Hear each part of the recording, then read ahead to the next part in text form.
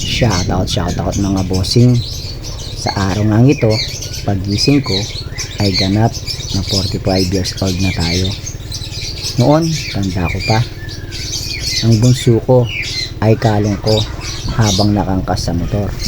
Pero ngayon, siya na ang nag-aangkas kay daddy niya dahil may pupuntahan kami dito mga bossing, kung saan bumili kami ng pansit canton sponsored by Mama Sing, ang biyenan ko na nagsilbing nanay ko na at itinuring din ako na isang tunay na anak.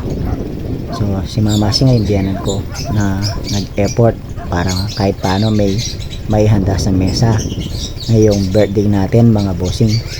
So dito nasa tapat na kami ng simbahan, malapit na kami pauwi mga bossing. At eto, inabutan ko nga ang biyenan ko si Mama Sing na tinatanggal pa yung mga natitirang balahibo ng bibe na bigay naman ang biyenan kong lalaki. At eto naman si Mrs. na abala sa paghiwa ng mga sahog ng pansit. So di man ako salat sa kayamanan na pera, pero salat naman ako sa mapagmahal ng pamilya. Shout out mga bossing, thank you po.